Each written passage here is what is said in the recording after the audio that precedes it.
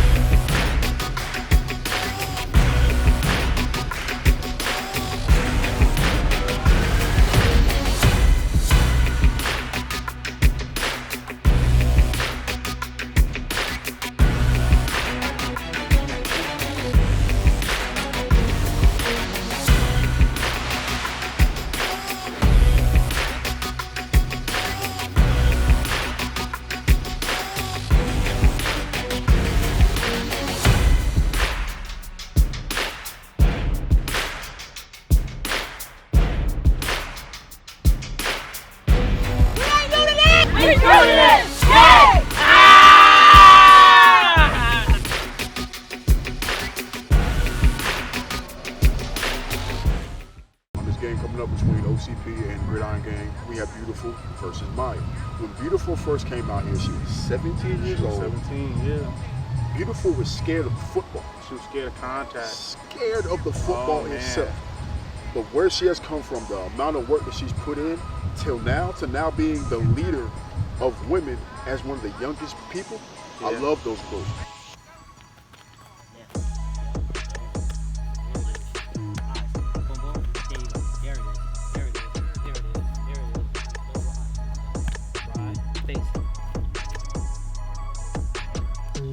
How'd you get introduced to flag football? I actually moved down here after I graduated high school, 2019. And the very next day, my mom's like, hey, we're gonna try out for flag football tomorrow. And I was like, all right. And so Katrina, who was the quarterback at the time, she had brought us in. We had a little get together, we ate food after that. And I just thought, I always wanted to play football. I always wanted to, but there is no flag football on Staten Island in New York, where I'm from. There is now, but as I was growing up, there weren't like football for girls. So once I found the league, I'm like, oh my God, this is great. And then just here we are now.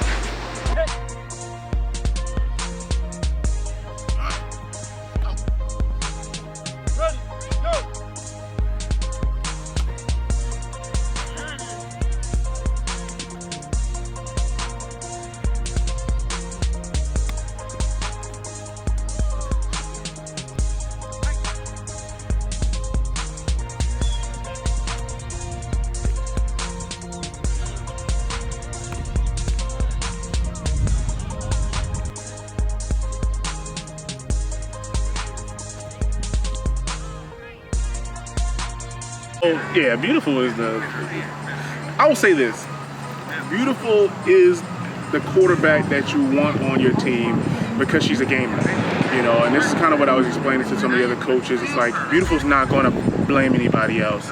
You know, you'll see tomorrow if you get a chance to watch some of the other games. If a receiver runs a wrong route or if the lineman misses a block, she's not going to hone on it, she's not going to harp on it, she's going to move on to the next play. Quarterbacks have to have short-term memory. And that's what I've taught her. That's the one thing I can say I've taught her. Like, hey, if you see this happening, like, we just got to move on to the next play because that play is over. So I'll say the growth from her has been tremendous. And you think about it, when we first met them, this is Beautiful's first year being quarterback. She's never played quarterback before. She can throw, sure, but she never had played quarterback. So I'm asking a lot of the youngest person on my team to go out, know everybody's roles, remember the routes, remember the snap count, remember the play, remember, you know, like, remember everything that I'm telling you, but at the same time, do your job. You know, so as a young person and a new quarterback, I didn't teach no technique. It was just execution. So it's like, hey, when we do this, and you see that person come in motion, snap the ball once you get close so that you can go. See what I'm saying? So it's like execution. It wasn't really about, you know, technique work. It wasn't about your foot movement. I don't want you dropping back and all this other stuff. We teach that later. Right now, I gotta teach you how to play quarterback for me. So I'll say her growth from that text message, that moment where she messaged me and she said, Coach, I'm gonna do whatever it takes to win. That means I'm gonna play whatever position. If I gotta play on all sides of the ball, which she does, she plays from kickoff to the end of the game. Her and a couple other people, they play the entire game. They don't come out. She's played hurt, she's played sick, she's played tired, you know what I'm saying? And that's not just her, a couple people. But she'll tell you like, oh, I'm in pain, but I didn't want to tell you because I knew you'll pull me out of the game. But it's like, but I need you to tell me so I can pull you out of the game because I don't want you to get hurt. And she's somebody that also did have an injury because I think before I came back, she had tore one of her ACLs. So also keeping that into factor, and she's young, you know, like we're out here, we're playing this game, but this consumes a lot of our life. Like flag football consumes a lot of our life. So to me, it's like her dedication into the point where she's even sending me plays like, hey, we should try this, we should try this. And I'll just be like, let's do it. You know what I'm saying? That's the kind of relationship that we have. Like T.O., like when he was like, that's my quarterback. Like that's me. Like she's my quarterback. And that's how we've grown.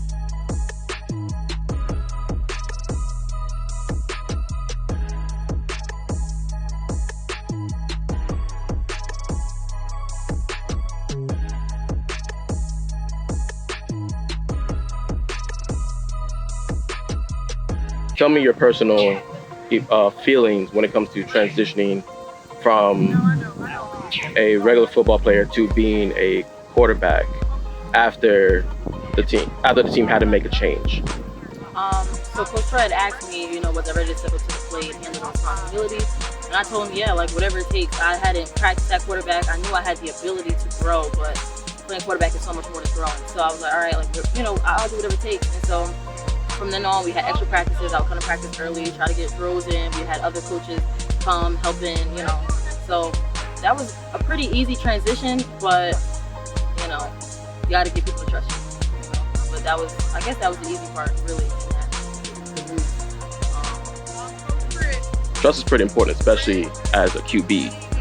Like, you have pretty much the whole team on your back. So talk to me about trust within your team.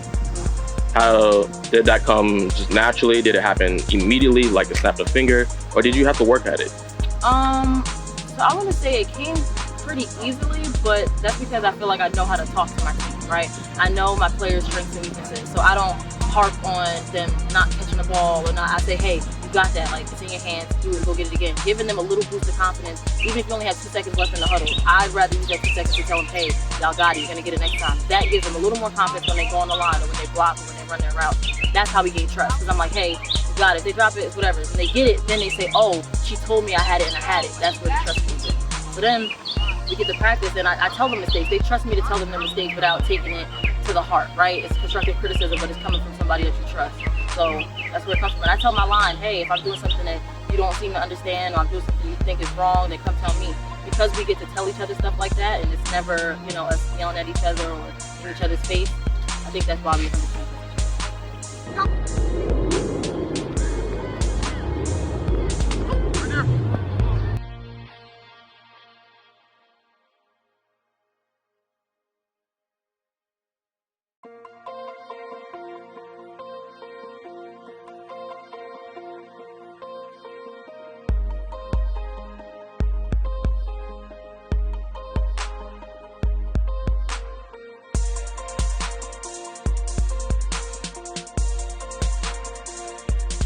So I have a hard time with asking for help and accepting help when I feel like I don't need it, right?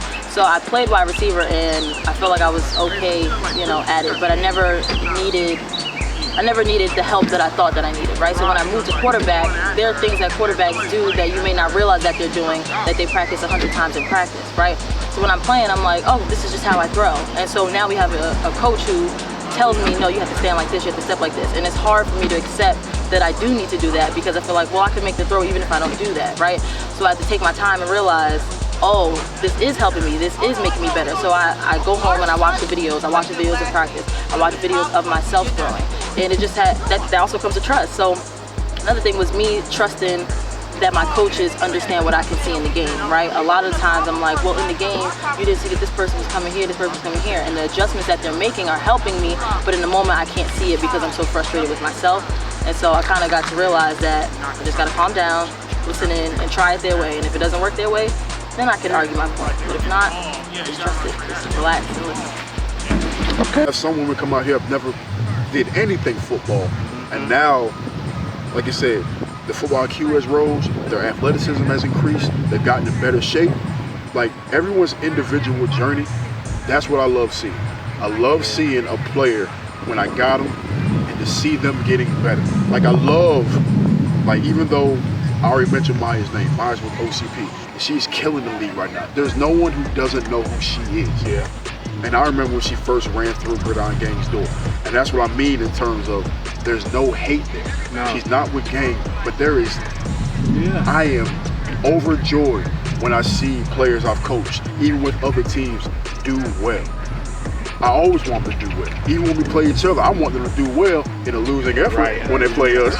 Right. It's like, yeah, I want you to do well, just, you know, I want you to drop a few passes. Right.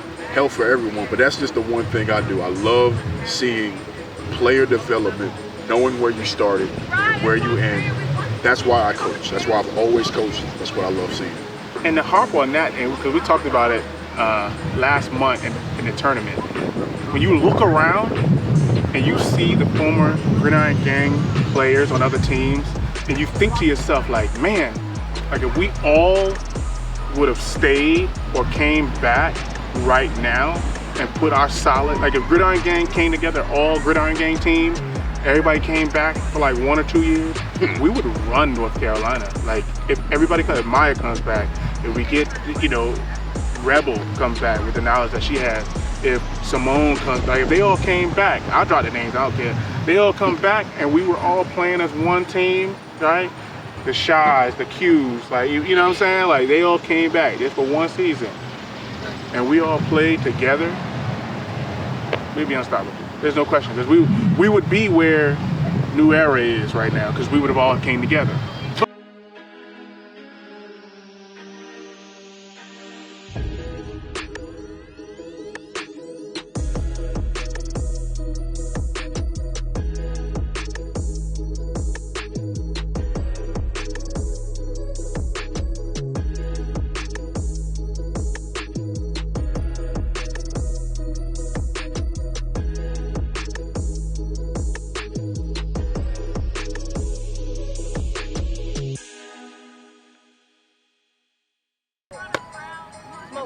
Everything is a 9 until it's not.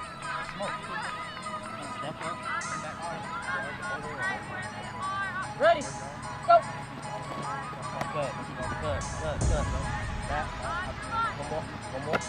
One more. You make a move. Good arm, good move. Ready, go. Come back. Good. 0. 0 on that 5-yard comeback. Push him to the, come out. Drop that chin, come back down inside. Ready, go. Good. Again. 0. Ready, go.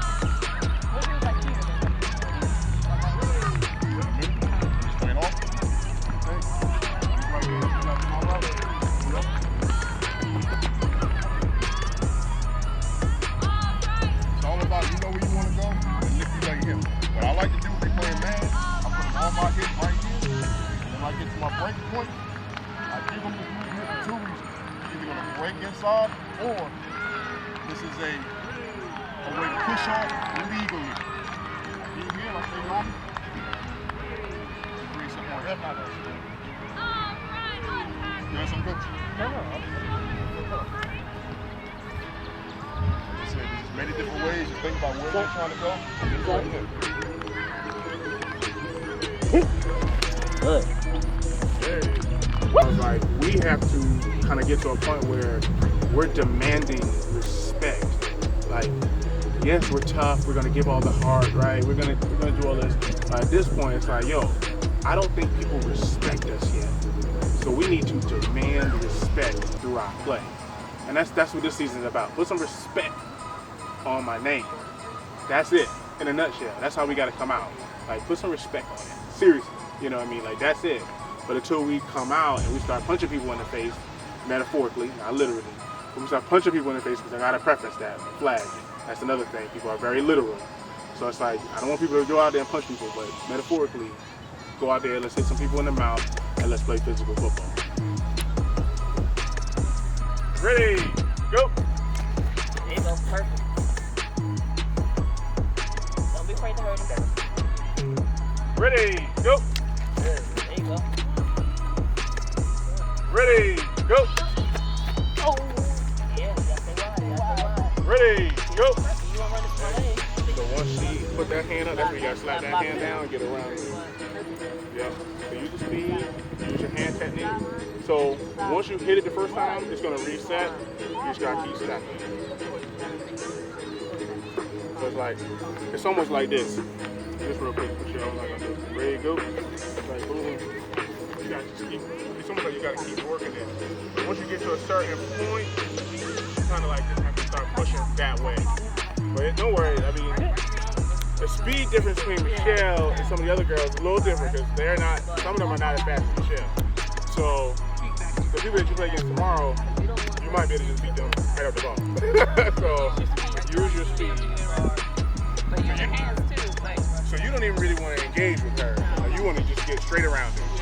So even if you have to step out just another step, just like a slight step, you're just trying to get boom right around her. you want to be outside. I mean,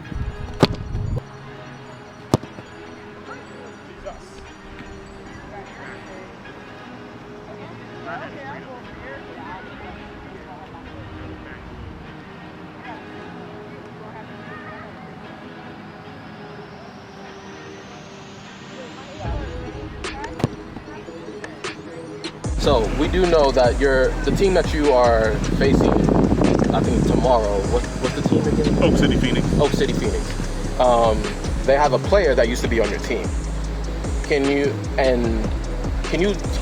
unpack and talk about this player personally? Because from what you told me before, she played quite a significant role, not only just for yourself but for the team as well. Absolutely. Actually, you know what? Now that you asked that question, I'm going to take it a step back. Okay. So I'm going to give you the full story. You're going to get the full story. So, Oak City Phoenix is a fairly new team. They started, this is their second season. This is their third season, because she left 3 seasons ago. So, in the beginning of Oak City Phoenix's reign, I remember going to ex-coach Adrian, he's the head coach, right before they started, if he wanted to come and coach with Gridiron Gang. But at that point, he had said, hey, we're starting Oak City Phoenix. Not a problem.